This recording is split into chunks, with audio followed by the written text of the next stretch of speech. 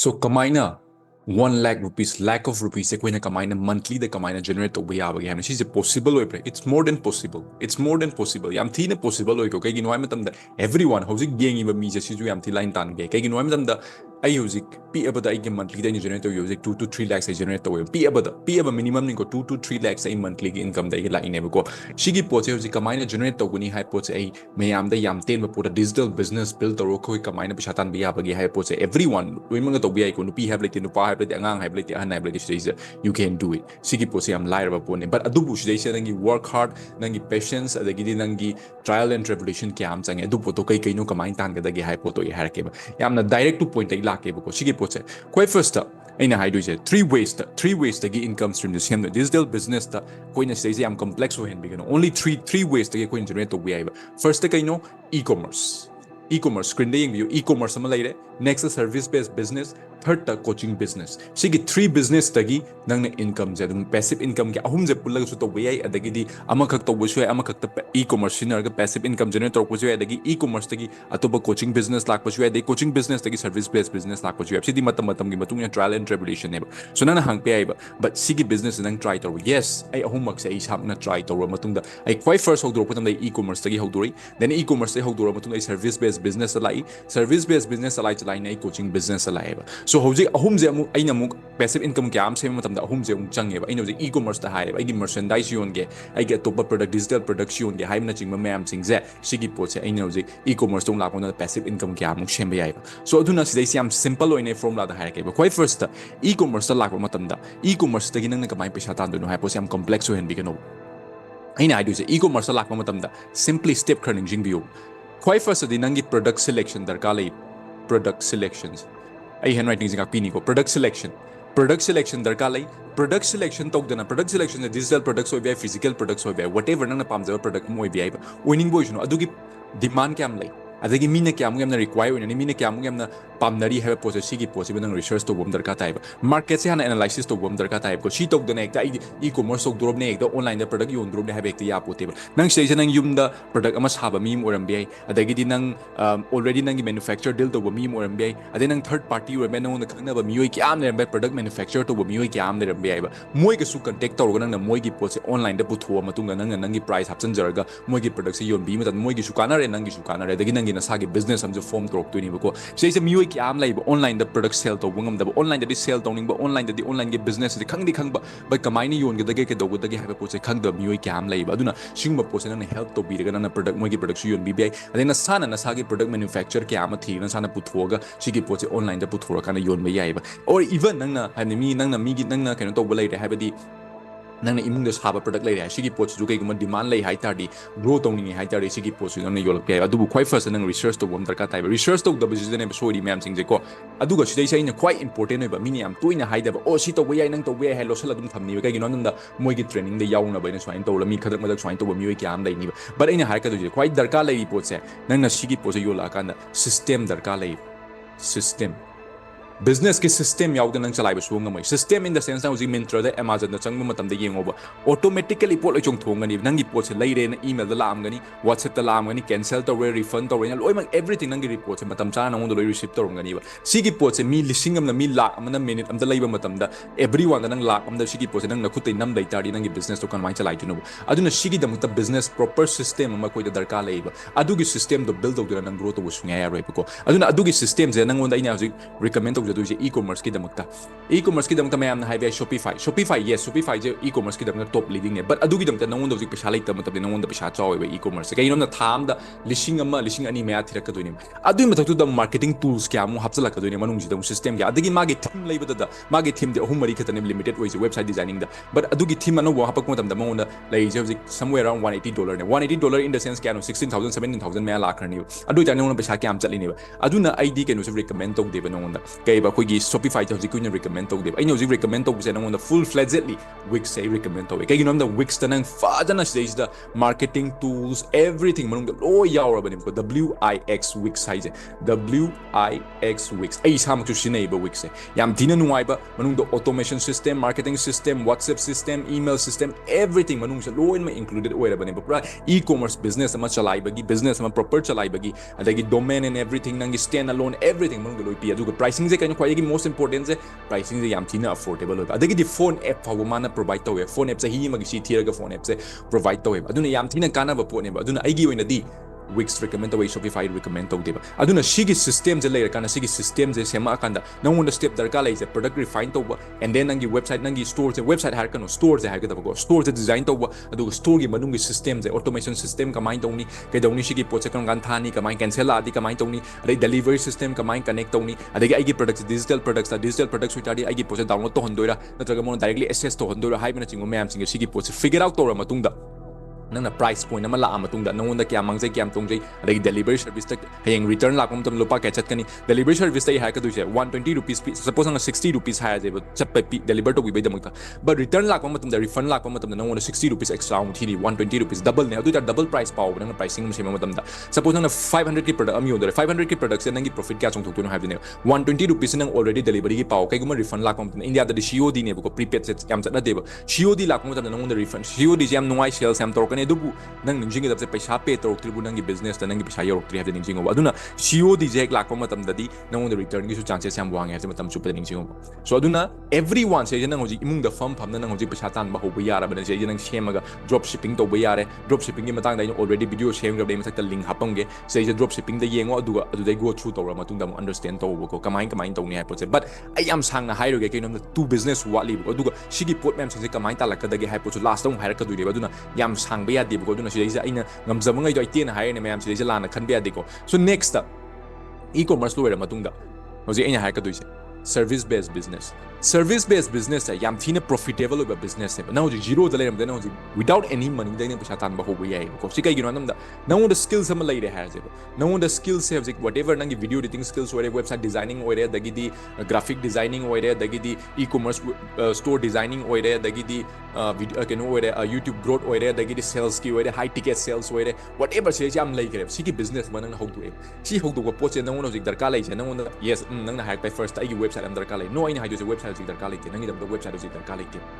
nangi dam website darka lite lai nang shema ngam tar sanda loken kai lite nang shema ga thambe adu nang se landing page ama shema darka tai website shema darka ta landing page ama shema darka tai nangi sales page ama squeeze page ama shema darka tai sigi sales page ida nang kai doguni hai matam da simple oina ina haidu se nangi service sigi mram da educate to yam simple oina video am sembi da thamu video sima sembi ra matunga next nang kai doguni han da mon button am pibiro button jita kaino nangi consultation da book to bai da makta whatever nang educate to report sigi matunga nang na hojiki nang na mon da piriba information sigi matunga valuable oiba poto pira matunga ko adugi matunga sigi squeeze space ama sales space ama sembi da loire sembi da matunga nang on hojiki kai darka lai nang on nangi content marketing darka lai content marketing to nangi business grow to ya de content marketing adagi outbounding to darka lai client reach out to darka lai client ga wari shana darka lai nangi punama client oidre ha ta so nagi nangi manung sida nurture to na pot system am laibam darka tai ko adugi system do lai kana nang client de fang bayam wagani adu da ne client fang diri mem sing adu ne adani hairaga mem to mem sing same thing nang na punama to lai yap ko te ko habdi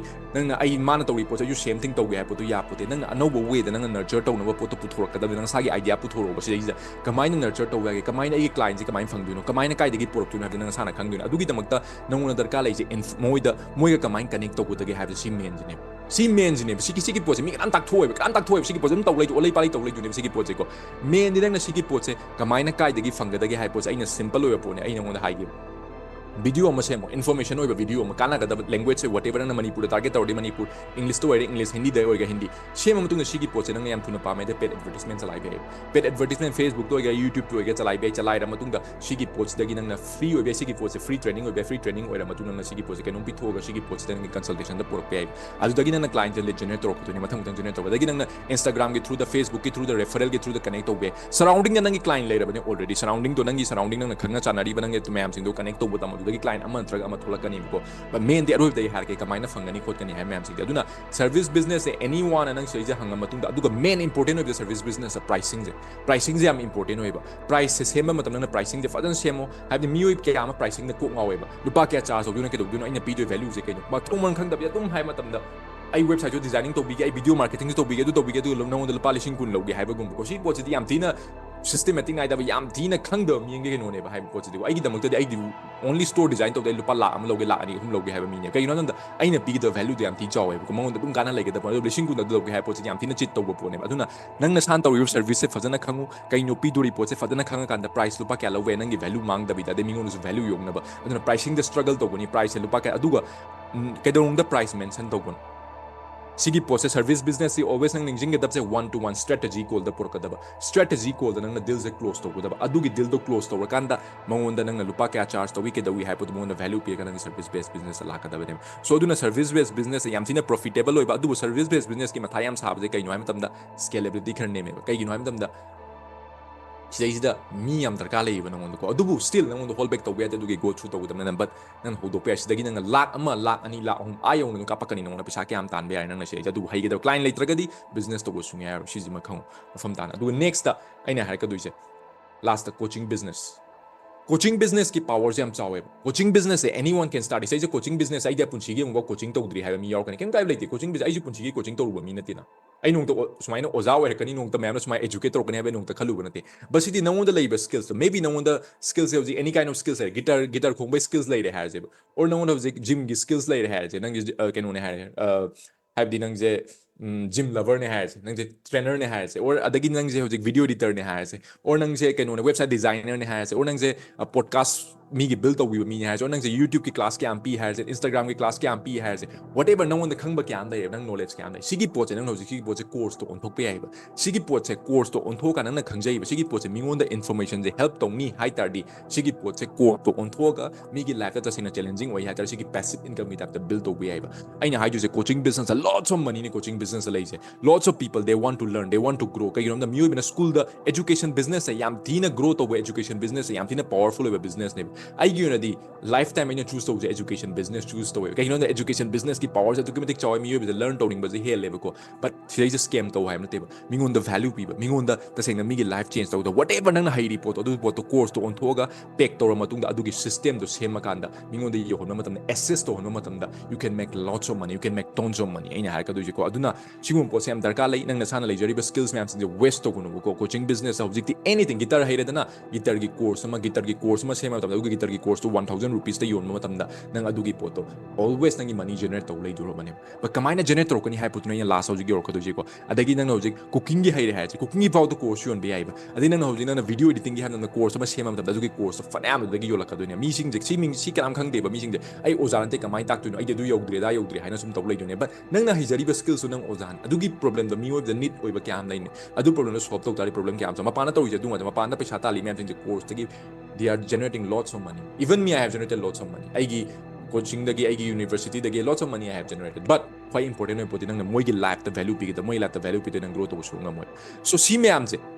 nang to si ahum se kak to mo tam that you can generate a lots of money. Ina hai tu ko ai na haining badi am lai adubu yam tele se a video that ai yam thina kun tra min sam ba dai tal le kai no boring chu ni no je su aduga ita su pam de singum po sai depth oina ina kai da ai university ta ai ko ai high achievers university da if nang kai gumba interested oi tari nang hen khangning ba nang on hen tamning ba e-commerce oi gera service based business oi gera coaching business oi gera ahum ji nei na kwai ta ai ko ahum ji nang interested ba is a business build to nang kamaina grow to go da digital business se kamai paisa ta lakani haibna chingba mayam sing nang na